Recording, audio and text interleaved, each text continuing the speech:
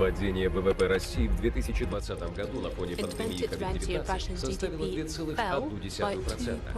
2.1%. Потери доходов компаний в инфраструктурных The отраслях companies российской lost экономики profit in составили примерно infrastructure areas of the Russian 1,9 триллиона economy, рублей. and this loss was Государственные расходы на 1.9 создание trillion и rubles. поддержание State инфраструктурного expenditures комплекса to составили около keep and develop 2,36 infrastructure триллиона complex рублей. was more than 2 trillion rubles, and to decrease the deficit of infrastructure investment, beneficial financial instruments are being developed. They're united in infrastructure menu. The loans financed through infrastructure bonds, DOM.RF, infrastructure budgetary loans. Loans of the foundation of utilities reform, and what are the prospects of green financing market in Russia? What about the regulatory framework? But also about city projects financing with the use of DOM.RF bonds and infrastructure loans. Will they be in demand among the region's Moscow Financial Forum?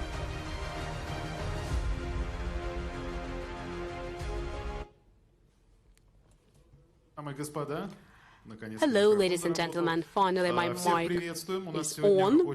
I'd like to welcome everyone. Here we have a very auspicious group. Actually, we have all the representatives of executive authorities. And today we will be able to speak specifically about investment loans and about comprehensive territorial development. But in the very beginning, I'd like to mention that finally, well, I guess that no one needs the explanation of ESG, because it is quite common for us, and we understand why we need it, why business needs it, why investors need it, why the authorities need it. And today we will speak about regional infrastructure, about the mechanisms of financing, and to achieve the goal of sustainable development.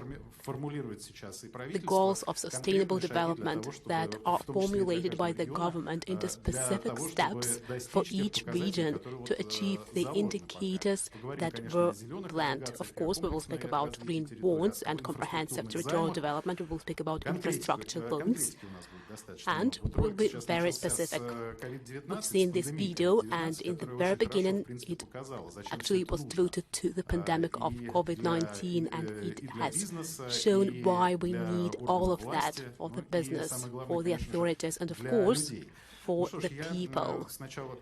And in the very beginning, I'd like to introduce myself. I'm Dmitry Shugurev. I'm the host of information channel Russia 24, and I guess that now I'd like to congratulate financiers with their professional holiday. So a round of applause to everyone who is related to financial sector. Now I'd like to introduce our speakers. They will share their ideas with us, and they will share some figures. Leonid Gornin, First Deputy of the Minister of Finance of the Russian Federation, Alexander Lomakin, First Deputy Minister of Construction and Housing and Utilities, Vladimir Yefimov, Deputy Mayor of Moscow in Moscow government on the issues of economic policy and property relations, Ilya Torosov, Deputy Minister of Construction, Jean-Claude Kneber, Head of the area on stage on sustainable development of the International and Comparative Law Enforcement Center, and Svetlana Ichevskova, Deputy Chairperson of the State Corporation of Development Web.RF. Let's start. So, Leonid, it's a holiday today, and I would like to give you the floor. Everyone knows that there is a specific time frame to submit an application for infrastructure budgetary loan until the 1st of October, and I guess that the regions are submitting them now. And what projects can be encountered most frequently? Hello, distinguished colleagues. Hello, Dmitry. Indeed, this year, we launched an unprecedented volume of infrastructure loans to Russian Federation constituent entities for the development. It's no secret that many constituent entities of the Russian Federation have dreamed of increasing the costs for investment. This is a competitive advantage for every constituent entity to unveil the economic potential of every constituent entity, and the lack of resources actually didn't allow them to do so. So with that, it would be possible to expand the advantages of each constituent entity, to unleash their potential. And indeed, constituent entities are actively working in this area. Their resources are very extensive. And for most constituent entities, and now we're speaking about the first stage, this is 500 billion rubles. And within the current regulation, the constituent entities are in difficult conditions, because until the 1st of October 2021, the constituent entities should represent their projects. And I'd like to emphasize that for quite a long time we have been discussing the instruments for providing these resources for the development of each constituent entity. These can be classical inter-budgetary transfers or loans, but it is done in the form of budgetary loan, so they will have to repay it, and the interest rate is decreased 3%, but they will have to return these funds. It emphasizes that the constituent entities will need to use these funds, and after that they repay them. They will use them for successful projects. So, Leonid, if you allow me to do so, because actually I want us to have an interactive discussion. Russian region, well, yes, it's a holiday today, so I apologize. I just used this opportunity to talk. Well, still, the range of issues is extensive, starting from transport infrastructure and finishing with residential housing construction. These are the costs associated with additional release of infrastructure limitation for new production. These are three basic areas for today. And what are the examples? This is the construction of metro, the construction of speed tram, the construction of transportation hubs. This is a very wide range that will release the infrastructure limitations in each constituent entities, and we know that the regions have specific problems to use the funds, the budgetary funds that were allocated. For example, recently we talked about it with the Minister of Finance, Anatol Siluanov. So, of course, we're discussing different things, but still, in your opinion, is there a specific problem regarding the understanding of infrastructure projects that the regions need, how to formulate their demands? You know, they say you should be afraid of your desires because sometimes they come true. Indeed, there are some difficulties. I cannot hide it. That's why I said that the time frame is up to the 1st of October, and it is a challenge for most constituent entities of Russia. Are there any ready projects? Most constituent entities of Russia actually do not have many ready and effective projects. That's why there are difficulties. And I'd like to mention that among the 500 million rubles that we provide the entities up to 2024, today, less than half of constituent entities have already started this process. Actually, they're close to finishing it. And we know that some regions will have this situation. I guess that we will speak about private-public partnership and the development of specific infrastructure projects. And now, speaking about the regions, what is it like? And is it like that? Yes, you are right. Most projects are based on private-public partnership because the ideology is that they will have to return these funds. And the main criterion for selection is the participation of business, of private capital. So this is a very clear criterion. Per 1 ruble of budgetary investment, there should be at least 1 ruble, and even more, speaking about the second stage, of private funds. And it is clear that business will participate. Another question formulated by the organizers. They actually knew that you would come and they prepared this question for you. This is the question about the necessary infrastructure that the regions need, and this infrastructure does not generate significant budgetary income. Is it planned to maintain development and modernization of such infrastructure? Indeed, there is a limitation. This is a budgetary effect, because over 15 years there should be a source of money return, but this is not only tax income. We actually look at the sources of return as a whole. That's why business participation will actually contribute to the necessary monetary flow during the period of 15 years, and we look not only at additional income sources, but also direct investment return. And in this regard, it's necessary to discuss this term ESG. Well, it's clear that everything is quite transparent and understandable for Moscow.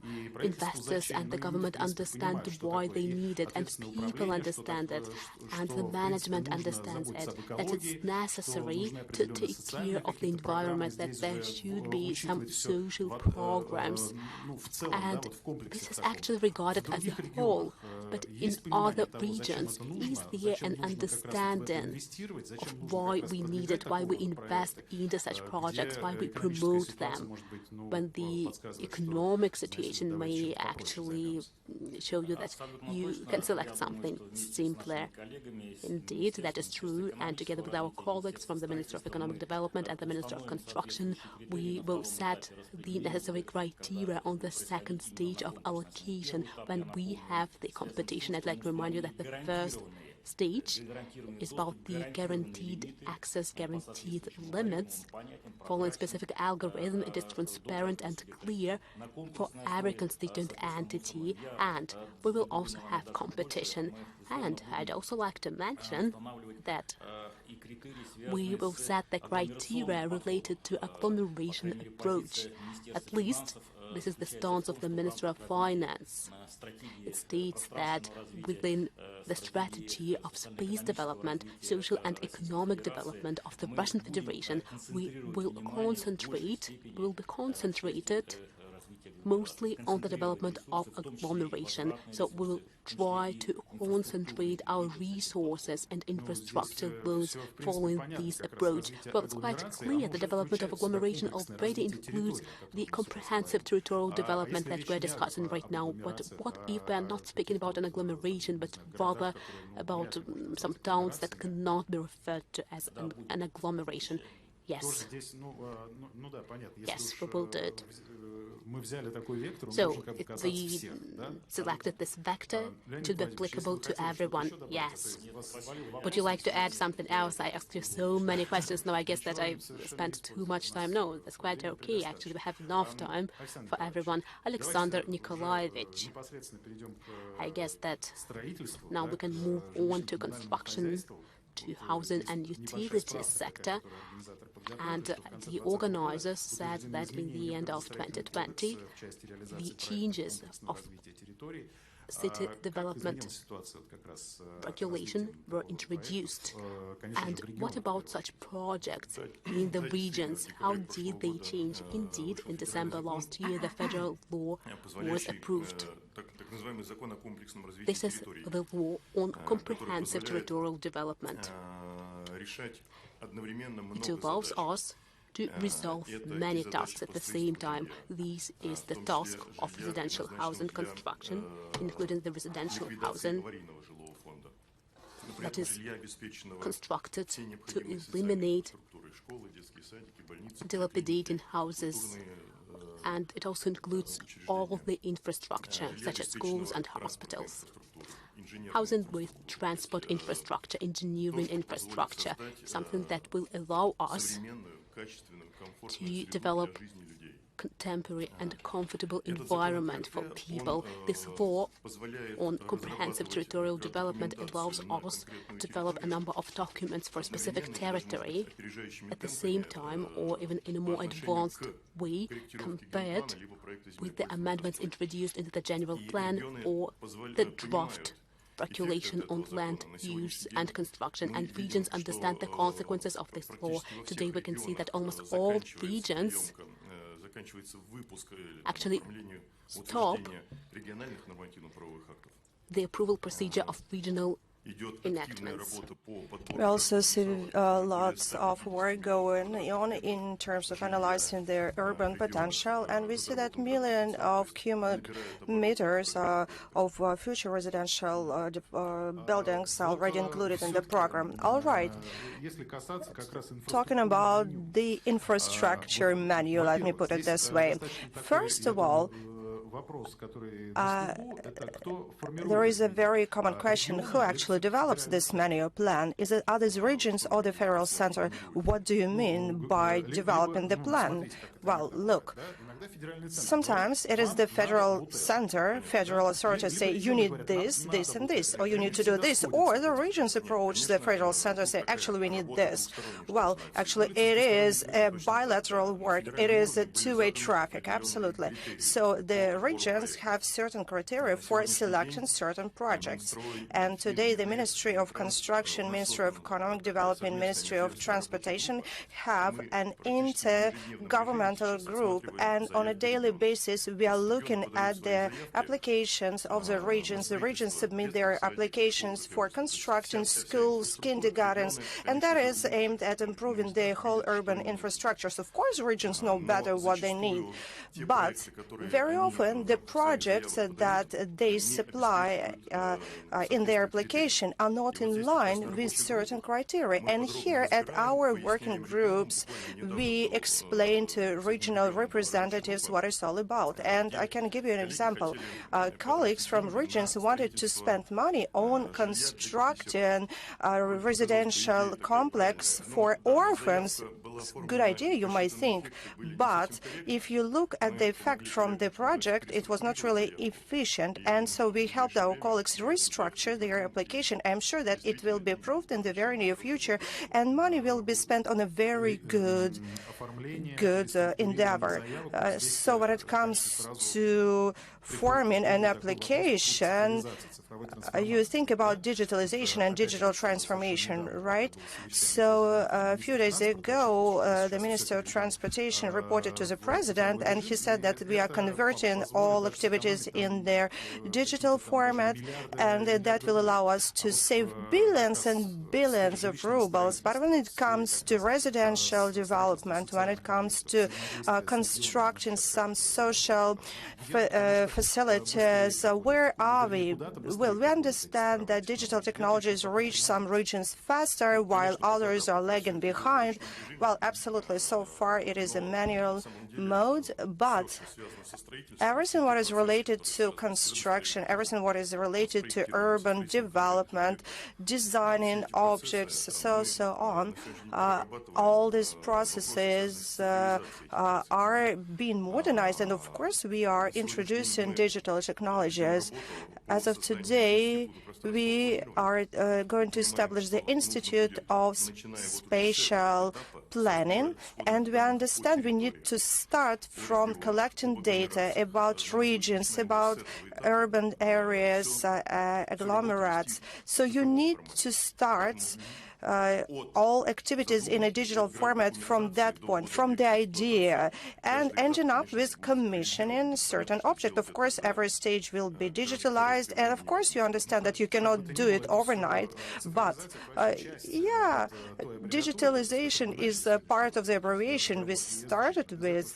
This is part of ESG, and of course it will be quite challenging to implement all your ideas without digitalization, right? Absolutely, yeah. We are collecting the applications, and we are not going to stop at this. We are going to develop an electronic system that will allow us and our colleagues from Ministry of Finance and regions from colleagues to communicate a lot more efficiently. Okay, Alexander, I almost forgot to ask you my main question. When it comes to mechanism of infrastructure bonds, that is DOM.RF or house.ru, so it is aimed at developing infrastructure for residential development. So my main question, how much is it going to cost? And will the cost of houses for consumers change after all? Well, beside from infrastructure budgetary loans, we have a different tool. And through the foundation of modernizing our utilities sector, we would like to provide the loans. And yes, there is also a tool as the infrastructure bonds, and that is DOM.RF or house.ru. So similar to mortgages and other financial tools, all they need to bring cumulative beneficial effects, and we should see the increasing number of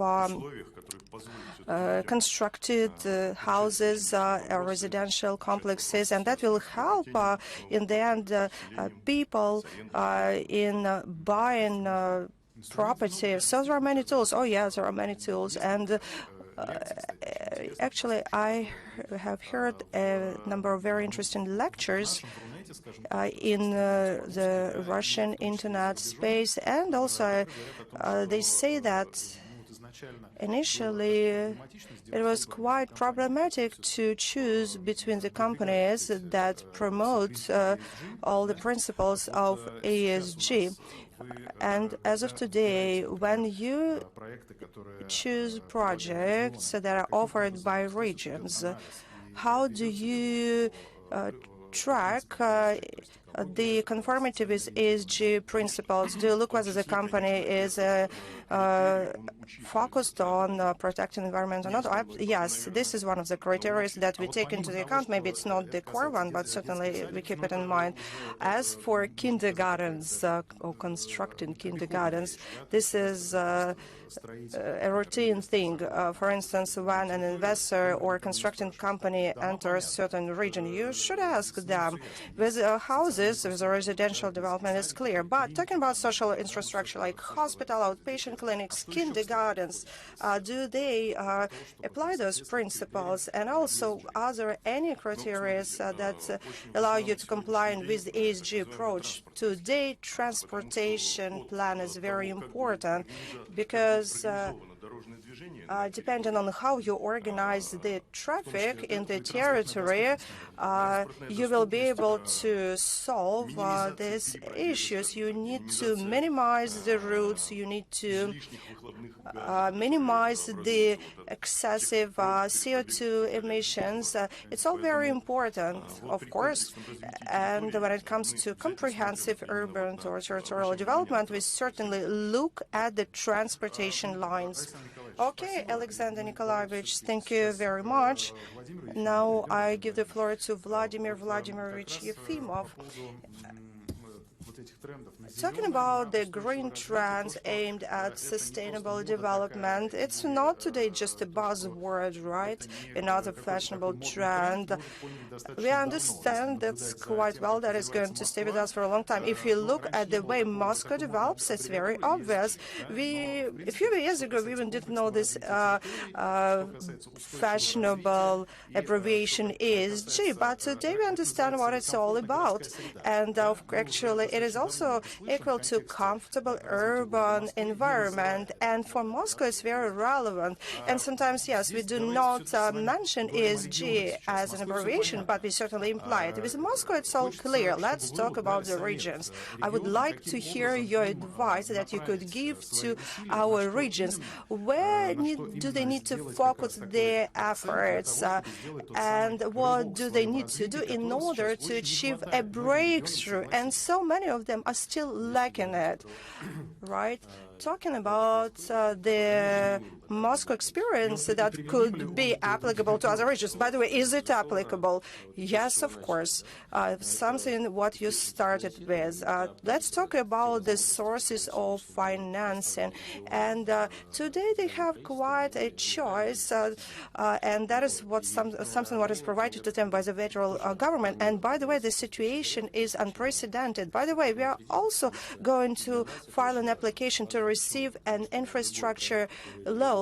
It's very important for us. Why so? Because any project that is implemented today, tomorrow will pay off in terms of infrastructure and in terms of other things. And of course, today infrastructure loan conditions are very beneficial, and it makes sense to take a loan today and implement the project now rather than wait till tomorrow and see the doubling of costs. So this year, for the first time in many years, we have approached the market of loans.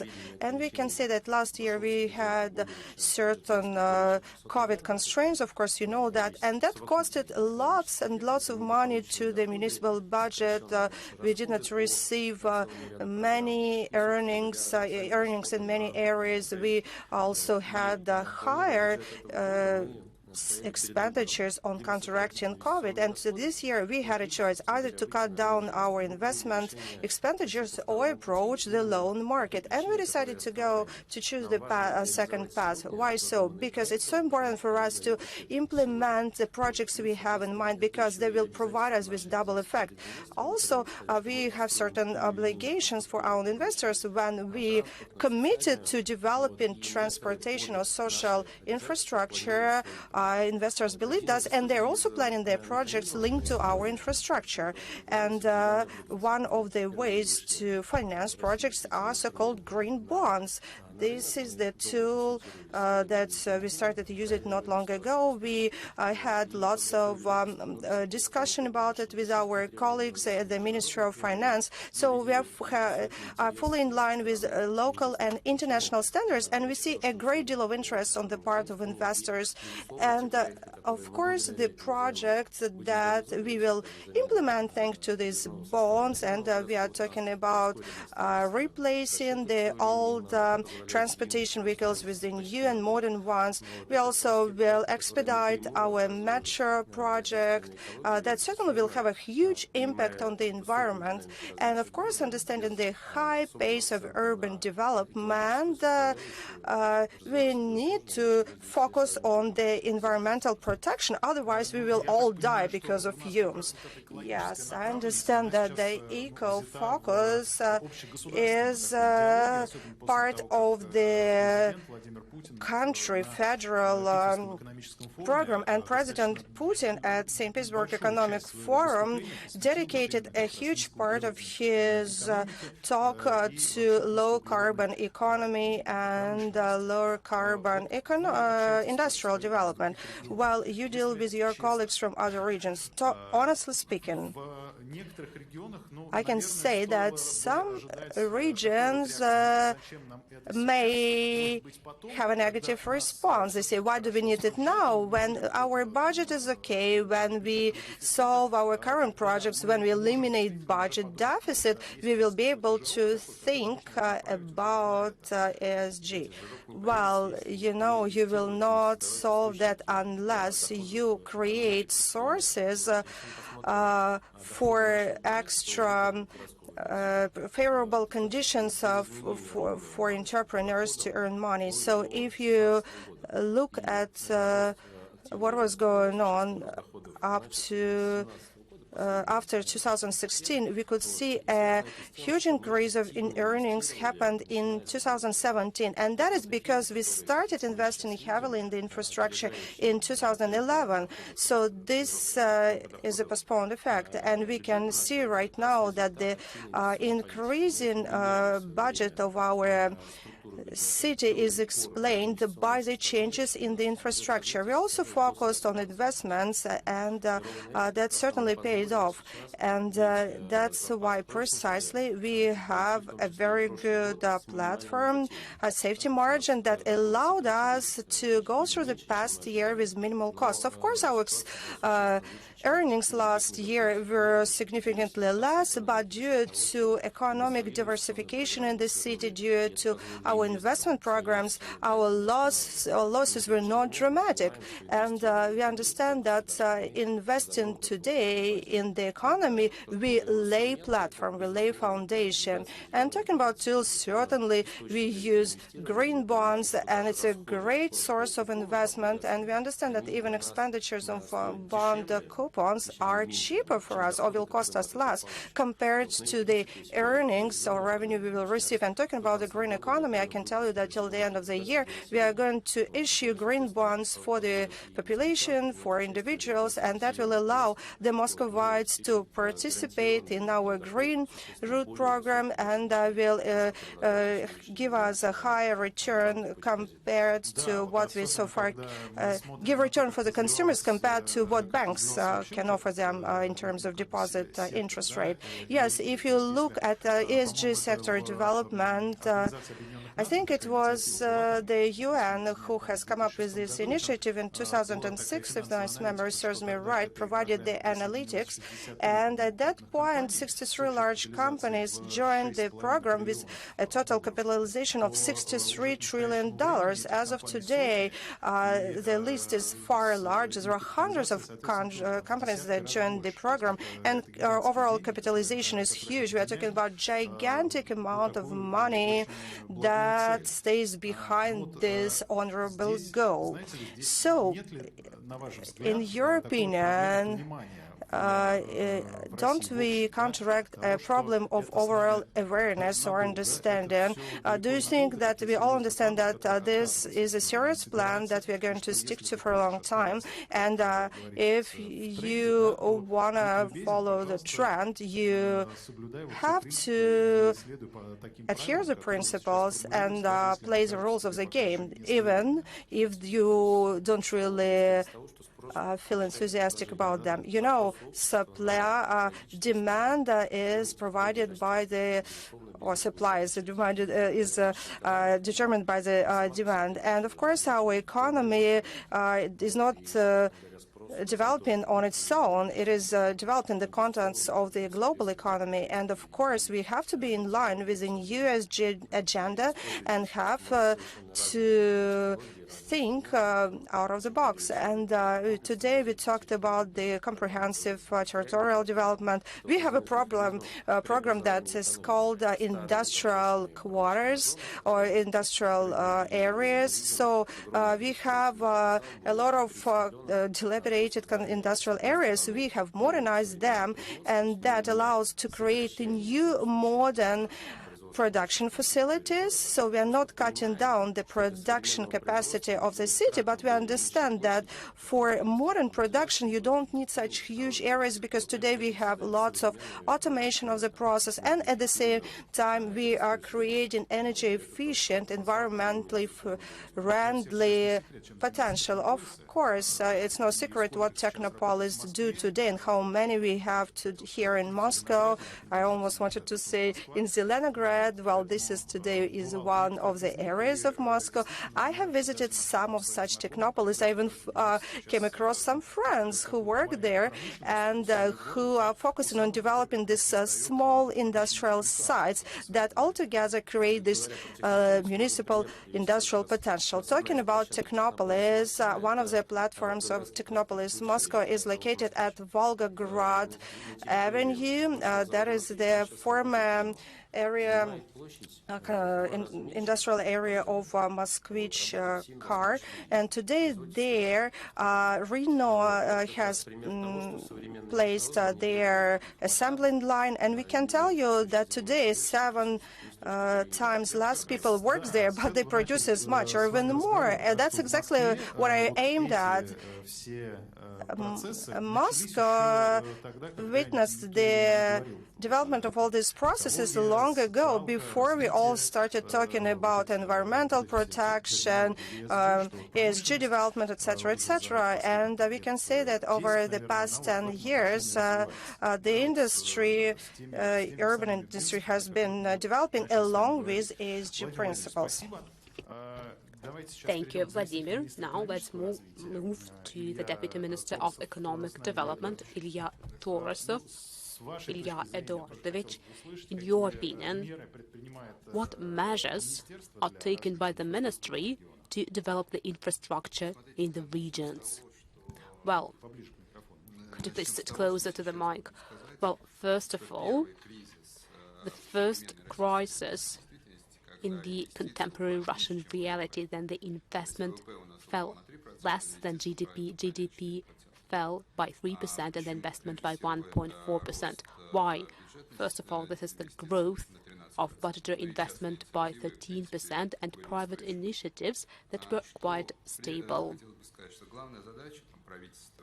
I'd like to mention that the main task of the government and the Ministry of the Economy is to extend the instruments for raising funds for regions as well. Infrastructure bonds were already described by my colleagues, and speaking about ECG, for example, DOM.RF gathers all social sites, and they should be verified and recorded as social ones.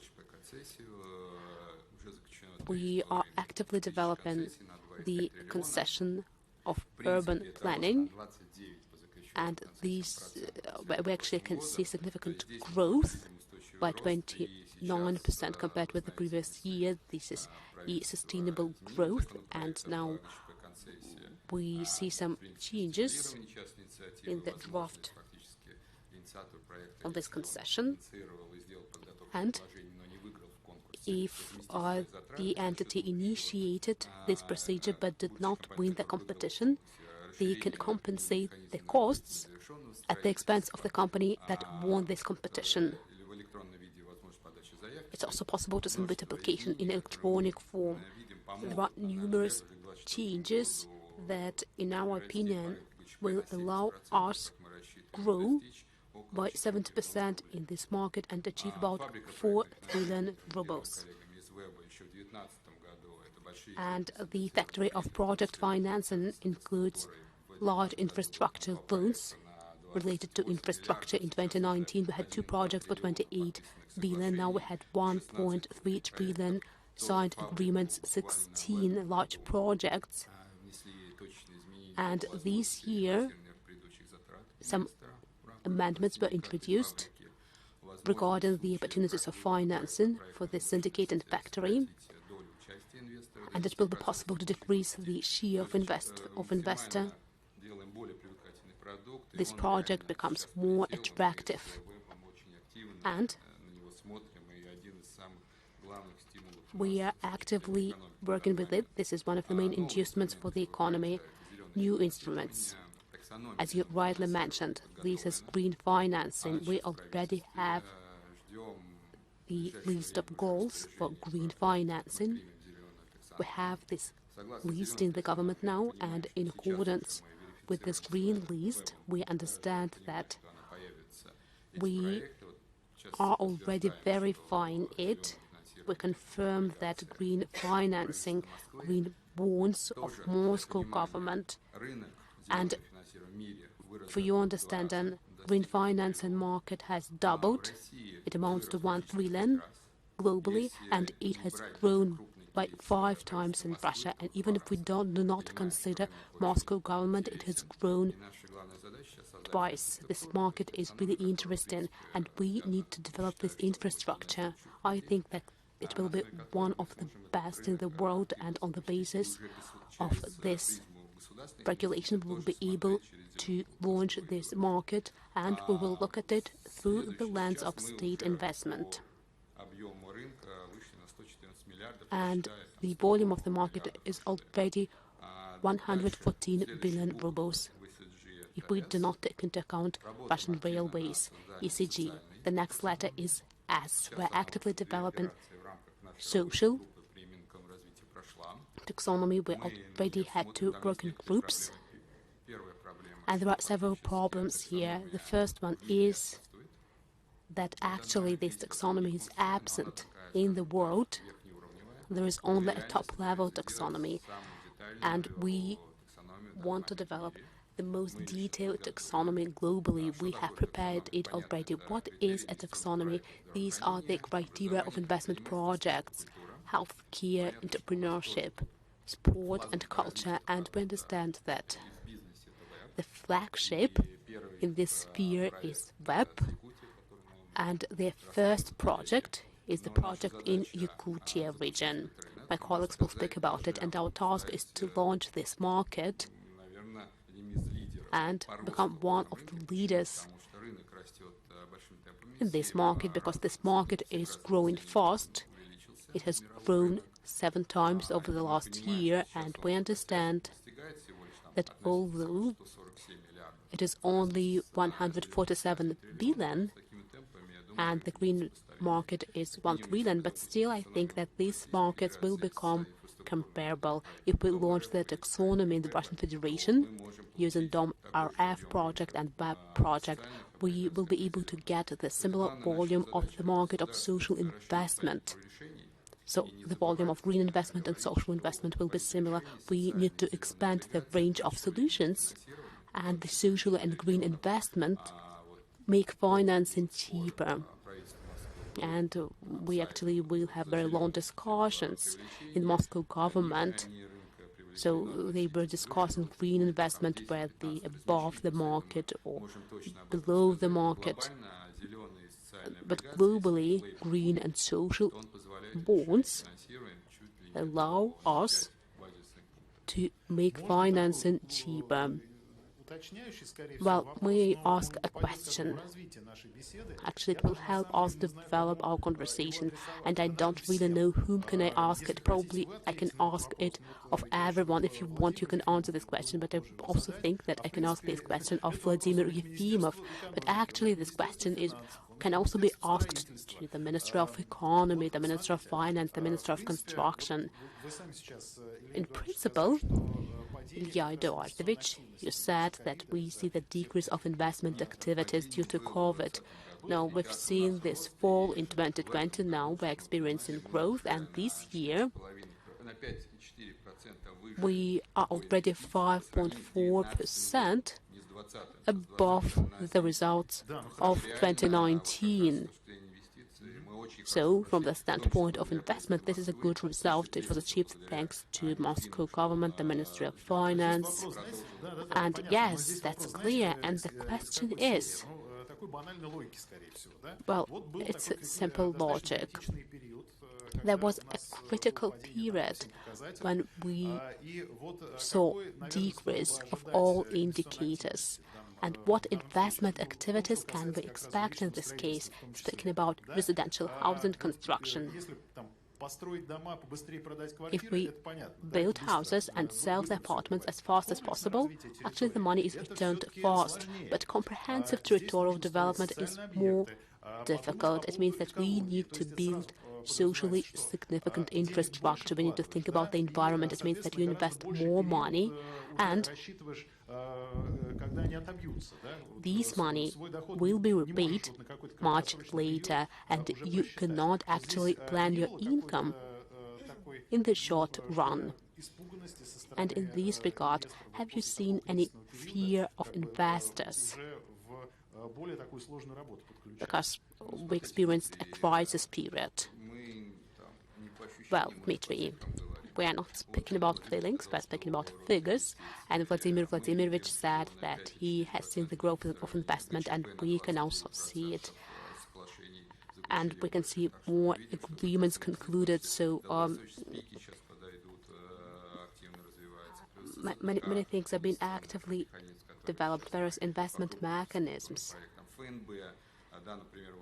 There is funds, for example, amenities, 150 million are being considered now by developing the methodology of the way this money would be allocated and the time frames and the minimum rate for business. So right now, we are concentrated on investment development. Alexander Nikolaevich. Actually, this is the area you're concentrated on. So with question about investors, do investors participate in comprehensive territorial development? Yes, they do, not only in Moscow, although Moscow is the most advanced region, but several months ago I visited one region. I don't want to name it. Actually, everyone is afraid of naming the regions. It's not fair. Even before that, one of our speakers said that he didn't want to name it.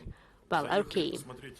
The matter is that we came to see a specific block of buildings, and actually the investor started to implement this program even before this law was adopted. So the investor understands that it's necessary to look at this residential block implementation in a complex manner, and that is economically efficient for them.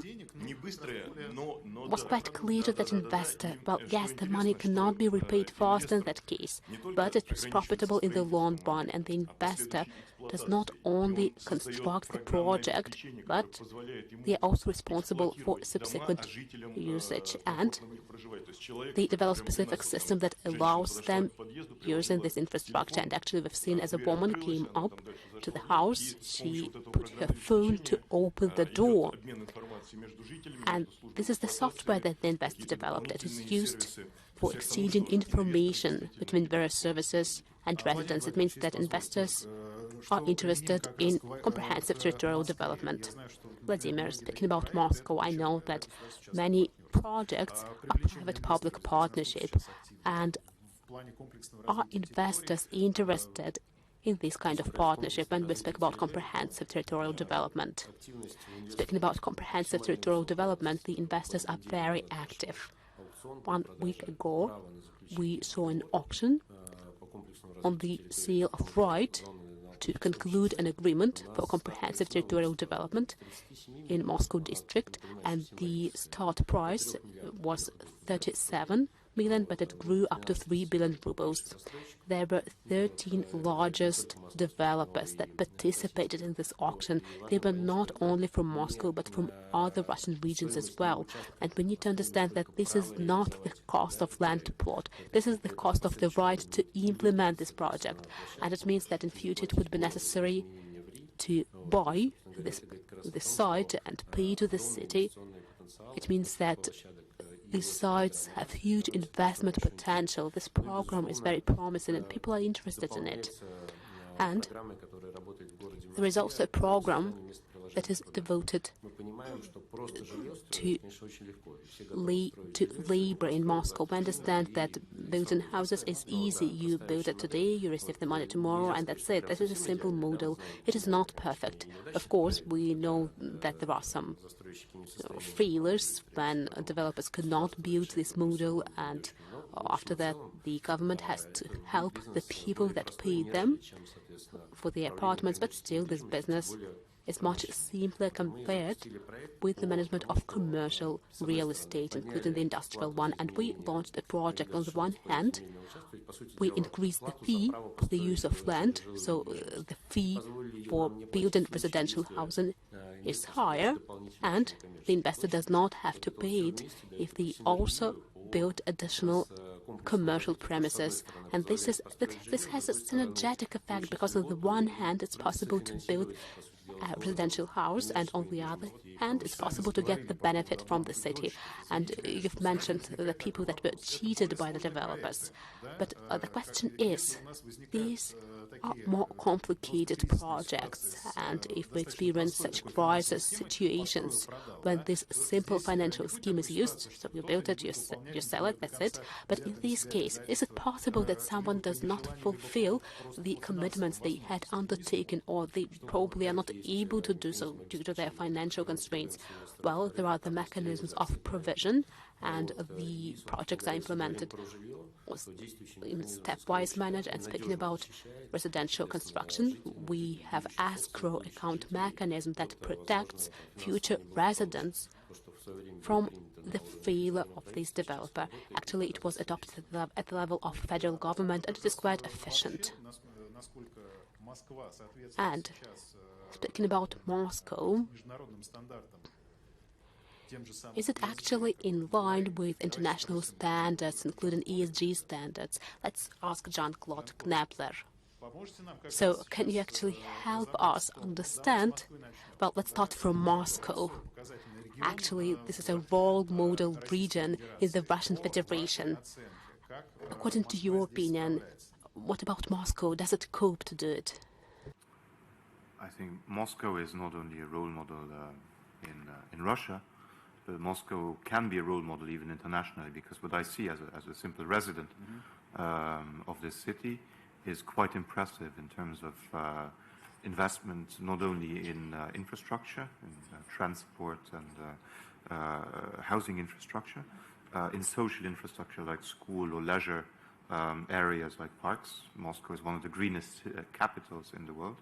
But also in the digital sphere, just making life easier and more efficient for residents. So there, it can certainly lead the way. And if there's one thing that I regretted so far, is that the successful placement of green bonds by the city of Moscow was only done on the domestic market and not on the international market. I think there would be a great appetite by investors, both in Europe, but also in other regions like in Asia, to be part of this story. So Moscow can certainly show the way not only to Russian regions, but also to some international peers. And in your opinion, what steps should be done by Russia to integrate into the international agenda of ESG faster and the international agenda of sustainable development? Actually, we all know that the situation in various Russian regions, well, it can be similar and not really similar.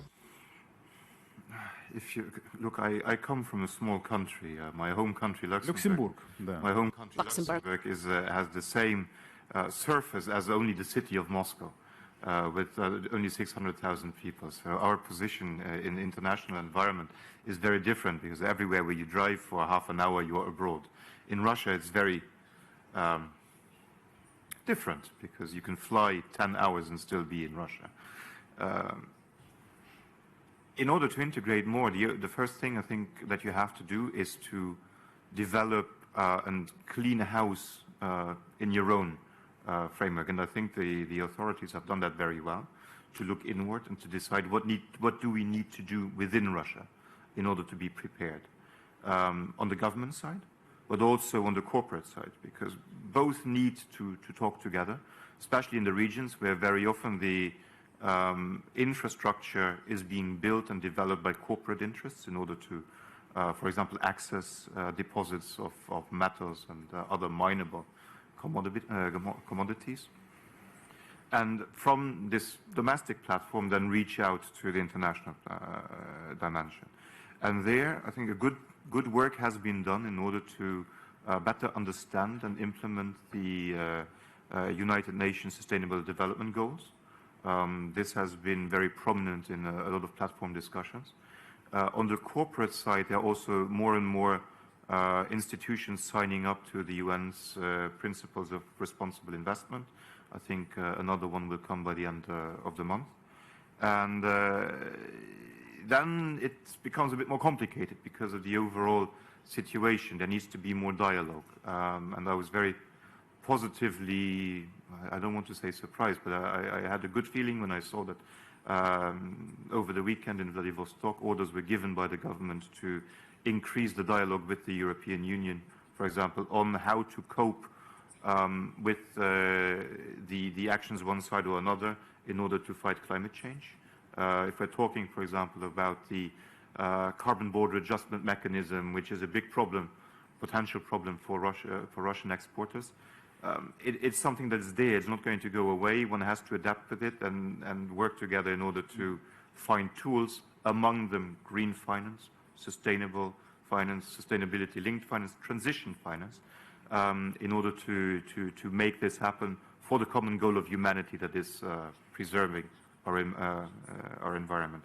That is the European dimension. And then there's the Asian dimension.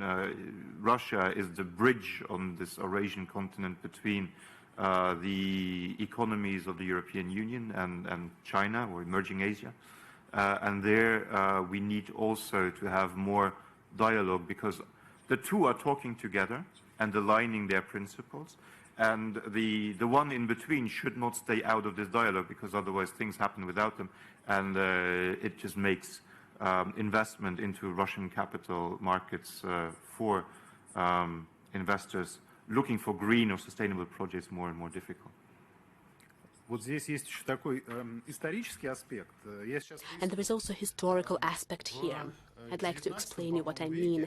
In the 19th century, when European countries started to think about the way they can actually change this shameful page of their history, this is slavery in Africa, when the black continent was used only to take slaves, and this slave labor was used actually everywhere, and the Netherlands actually developed an idea to take one African country and make it a role model, how it is possible without the use of slavery to build an economy there. But actually it got only worse than before, because locally, actually, I think it was in Congo. Locally, in this specific African country, the model was terrible. This was the worst model of slave labor use. A lot of people died, and the execution was just the opposite. What do I mean here? Actually, I do not mean that now in some country we will face these catastrophic consequences on the way of sustainable development and green economy. No, I mean that one country has this drive, but another country does not understand why they actually need it. For example, environment. Let's look at China. Just recently it was like that, but now it's different. What do I mean? I mean that, for example, for principles of green economy, and it requires some capital investments, and it is more than common economy requires, and another country does not have these requirements. And is it possible that investors move to the country that does not follow environmental laws, the country that does not have strict requirements to social infrastructure and so on and so forth? You understand what I mean? I understand what you mean. On the one hand, of course... Вопрос философский. Yeah, a philosophical question. And I would say two things. It's about society. Large international investors are driven by their shareholders, and their shareholders simply do not accept certain practices anymore that were okay in the past. But it's also driven by the people, by the stakeholders in the country. If we look at Russia, if one says that maybe this ESG agenda is not so widely understood by some people in the more remote corners of the country, I don't agree with that. I think the Russian citizens are very much aware of the practical consequences. I mean, nobody wants toxic water coming out of his faucet at home. Nobody wants crumbling school buildings. Nobody wants polluted air. We all aspire to a good quality of life, but we understand sometimes that it's difficult to jump from what one has inherited from the past to the bright and shiny modern future. And it all needs processes, it needs investment. So that's where transition finance, for example, comes in. We cannot say that, I don't know, in the Kuzbas, we will do only green projects. В своей стране, да. In our country, yes, but now I'm speaking about the investors that are looking at the situation in other countries. For example, in China, there are all largest factories of all largest corporations. Why? Because the labor force is cheap there, and this is the economic reason. And is it possible that, I don't know, a second China will appear? Even within China, you had a drive from the coast. When the coast, manufacturing on the coast became too expensive, factories moved inwards, pushing down the wages. But then economic forces play, and if there is demand, the supply becomes more expensive. after China, they moved to Vietnam, after Vietnam to Cambodia and Laos. At some point after currency devaluation, it was actually cheaper to produce in Russia than it was in China. But, for example, in some OECD developed countries, you have now legislation protecting human rights in the supply chain, where the large investors, the large economic industrial investors, are forced to look at their whole supply chain and make sure that certain standards are respected, even if they produce offshore. Those things are maybe not going to be introduced in every country yet, but they are the trend of the time. And if you invest, for example, if you are forced as a multinational corporation to invest in green projects to reduce your CO2 or your emission footprint, reducing your emission footprint by improving your production facility in, say, Russia, is marginally a lot cheaper than achieving it in Europe. And that's why I believe that you will see increasing flows in ESG factors towards Russia and other emerging, maturing, changing economies. Возвращаясь к ситуации в России, последний вопрос, если позволите. Okay, the last question, if you allow me to ask it. Speaking about Russia, you said that it's necessary to improve communication between Russian regions and the federal center. So that actually the head would understand where the legs go. This process should be in one direction. And in your opinion, right now, how is the situation in the country changing? Probably it is not changing in your opinion. And, well, yes, in principle, it's quite important to understand your opinion about it. Do Russian regions understand what the center does? Does the center understand what regions do? What about communication between them? I think the governors understand very well what the center does because they spend a lot of time in Moscow, trying to discuss projects, getting money for projects. It's maybe not the case so much for individual people. I think the most important is also to find a common, to make a common effort in order to present the projects of the region also to international investors. I remember one particular case.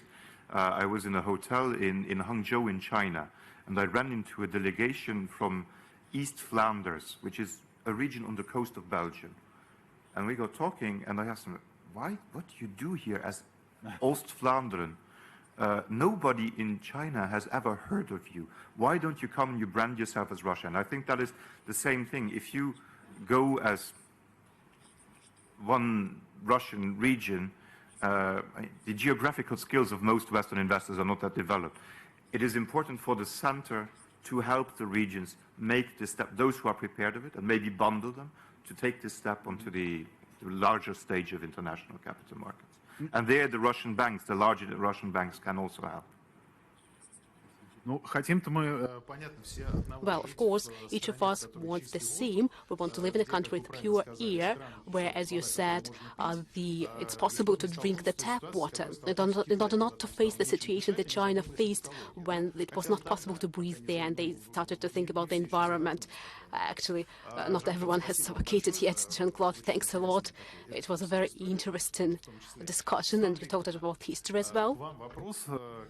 Svetlana, question for you. Perhaps you can share with us your impressions as to what stage are we at in streamlining communication between the center and the regions. And also I would like to ask about the cooperation of development and how do you follow the goals of sustainable development. Thank you very much, Dmitry. As for WEB, it is a corporation that coordinates efforts of other developmental institutions, so we are very impactful in determining the agenda of many spheres. So we actually feel that we are part of the executive power, and it is more and more evident every day. Of course, we are engaged in ESG agenda. First of all, we are a corporation, and as any country, we are developing our ESG ESG plan, ESG program, but we also impact all investment processes in the country, and we are trying to introduce the best practices of ESG. So today, development without ESG, without responsible management is impossible. It is. First of all, WEB is appointed as a center of competences by the government when it comes to developing investment activities and sustainable development. So all as government, environmental and social aspects have to be an integral part of any investment project. WEB has a methodology for evaluating projects in terms of their compliance with green trends. And when we talk about ESG, it doesn't cover only green aspects. We need to look at this in a broader way. We understand that green first was a fashionable and right trend, and we thought that if we protect climate, we will do well. But the social aspect is as important as the green development and governance aspect as well. So when we talk about the infrastructure, you cannot talk about it separately from its quality. You cannot develop infrastructure in any country based only on budget investments. Therefore, today's tools are key, and investors will approach the infrastructure only if the projects will be of high quality, guaranteed. So today, what we see on the Russian or international markets, liquidity is very high indeed.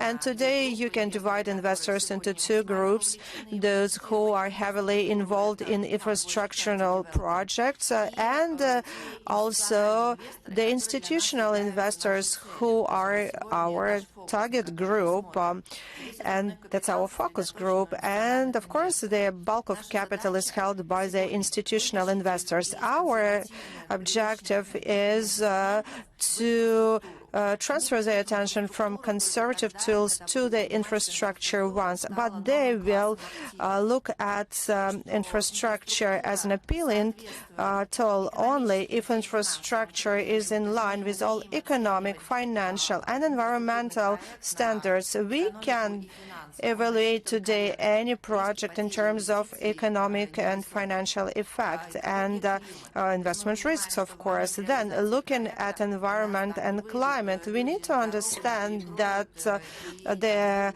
project is safe in this regard, and we don't want people to rally in the middle of the project protesting against cutting down trees or killing tigers, whatever. And then let's talk about governance, and that is the project management, and something we need to learn. Of course, we cannot say that we are really good at all in all three areas.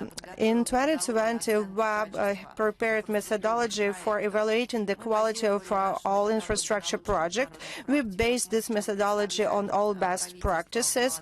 Today we are going to offer it to the government in the track called high quality infrastructure. And today we adopt mostly American and Australian best practices.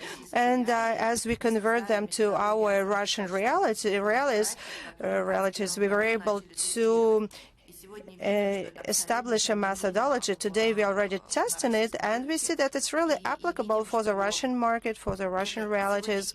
And of course we understand that they're needed by the state, because any budget investment should pay off, and of course it will happen only if the project is of high quality. Talking about economics and finances, it's all clear, because the project has to provide return, it has to be promising. But talking about social aspect, this is something relatively new for us, and we think that social aspect is somewhat burdensome, associated with additional expenses, and people feel reluctant dealing with that. But if you look at the focus of the government, the focus are people, the citizens of the country, of a city, etc. So if we keep people in mind, population in mind, if we understand that the infrastructure should be comfortable, safe for the population,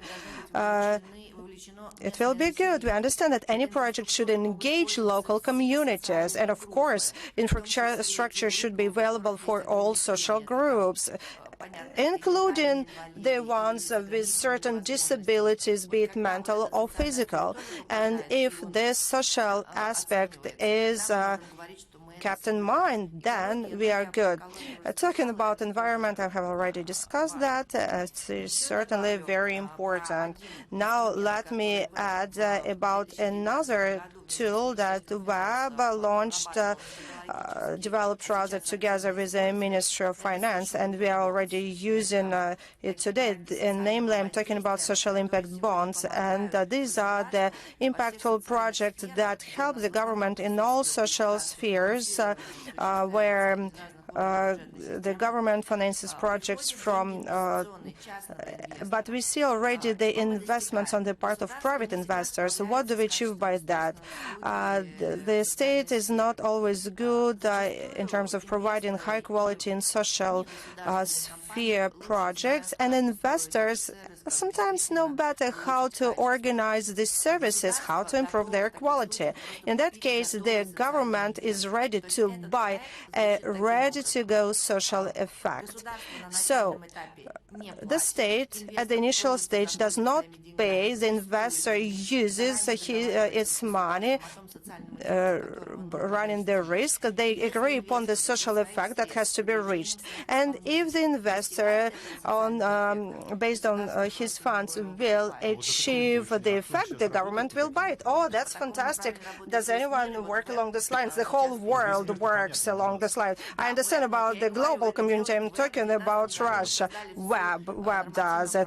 We have also developed a legal framework. We have issued tools, directives, and orders so that regions will understand how to handle it. Well, what I'm talking about?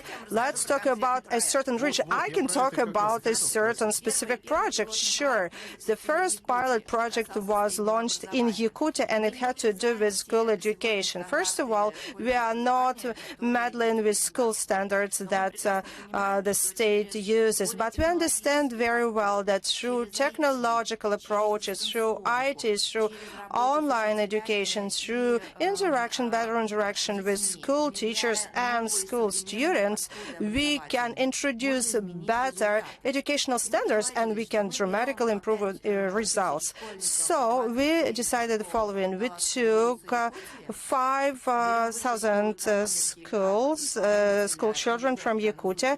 We also linked them with the High School of Economics, and WEB acts as an investor.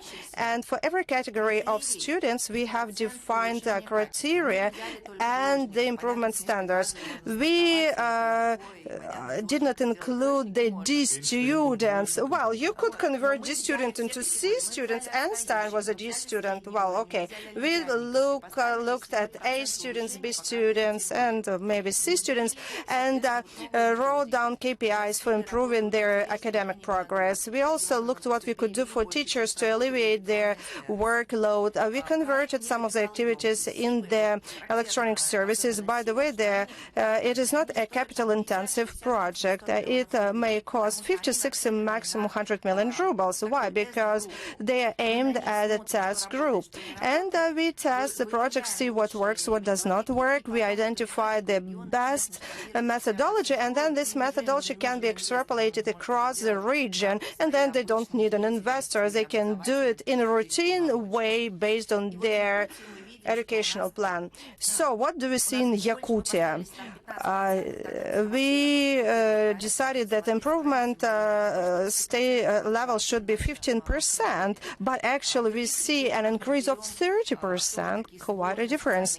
In other regions, we work with some challenging social categories such as juvenile, criminals, disabled children, etc., etc. etc. Most of them are able to working people, and they just have to be taught, and they have to be brought into different social level or social strata, and they're able-bodied, and they can be part of GDP of regions. And if you look at these categories of people, they're associated with the largest expenses of any region. And this is the experience of Great Britain. They launched first projects, and it works. It's a fantastic tool, and we implemented very actively across Russia. Many regions already engaged. By the way, Web is not an investor of this project any longer. Private investors have an increase in interest, and this product is very interesting. So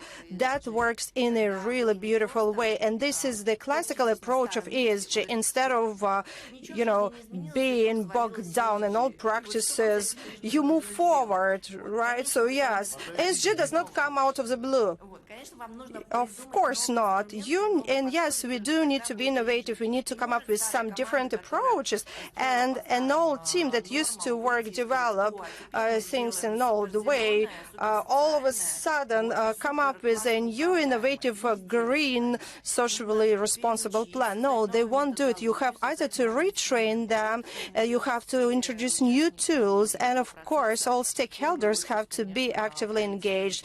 First of all, the government of any region. Yes, this sounds exciting, as an exciting process, and yes, I can see by looking at some regions where it works, and if it works, fantastic transformation takes place, something what we observe. And yes, some projects were perceived as something unimaginable 10 years ago, but now today it's part of our lives. And talking about communication between the federal center and regions, it was always heavily criticized, but if you streamline it, and internet certainly comes handy, especially high-speed internet and digitalization, it can change things dramatically, and interaction, communication will improve, and the regions will provide their understanding to the center, and the center will understand what exactly the regions need, what has to be done. And when investors, by talking about the examples you talked about, have their understanding, that's a third player, and you can pick up their brain, and well, we will see how this will work out. Besides this foreign abbreviation ESG, there is another term, and by the way, I cannot remember it. It's a scriber. Like in American courts, you cannot take pictures. There is always a painter who draws sketches. Today, thank God, we are not at a court session, but we can take a look at this slide, and look, this is a scriber, and in a schematic way it shows you the conclusions of our talk. Here you see all speakers. By the way, very good, quite beautiful images. Even I like my portrait. Thanks, many thanks, our great painter, whoever you are. And you can take a look at it later. It certainly will be posted at the website of our event. And I would like to thank our speakers, participants of our discussion. We certainly will continue developing the agenda, and I understand that we will hear more and more news. Thank you so very much. Next time we will share insights and new examples of new projects, and they will be even more inspiring. Thanks a lot. Thanks for being with us.